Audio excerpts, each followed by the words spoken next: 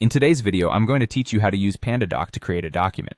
Whether you're sending out proposals, contracts, or any professional documents, PandaDoc can streamline the whole process for you. Today, we'll walk through the essentials of creating your document, and also touch on how you can set up templates and contacts for more efficiency. Let's start from your PandaDoc dashboard. The first thing you'll see is a clean, user-friendly interface designed to make your document creation process effortless. The dashboard is your central hub, showing all the documents you've been working on. To get started, you'll want to create a new document. Look for the Create button, or in some cases, it may say New Document. Clicking this will open a new page where you'll start building your document. Here's a quick tip. PandaDoc offers an excellent array of templates that are worth exploring. Instead of starting from scratch every time, you can set up a template that suits your most common document needs. To do that, go to the Template section. You'll see an option to create a template, which allows you to define the structure, placeholders, and content blocks that you frequently use. Setting these up ahead of time can save you loads of time in the long run, especially if you often deal with similar types of documents. Next, let's talk about creating contacts.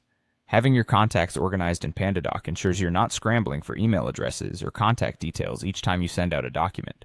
Within your dashboard, look for the Contacts section. Click on it, and you'll find an option to create a new contact. Fill in the necessary details such as name, company, email address, and any other information you might need. Once you've added contacts, they're saved for future reference, making sending documents easier and more efficient. Now with templates and contacts set up, head back to creating your document. You'll find that if you've set up a template, you can use it to speed up your creation process. You can add any specific details needed for this particular document and fine-tune it with PandaDoc's robust editing tools, which lets you add text, images, and even set up fields that your document recipient can fill out.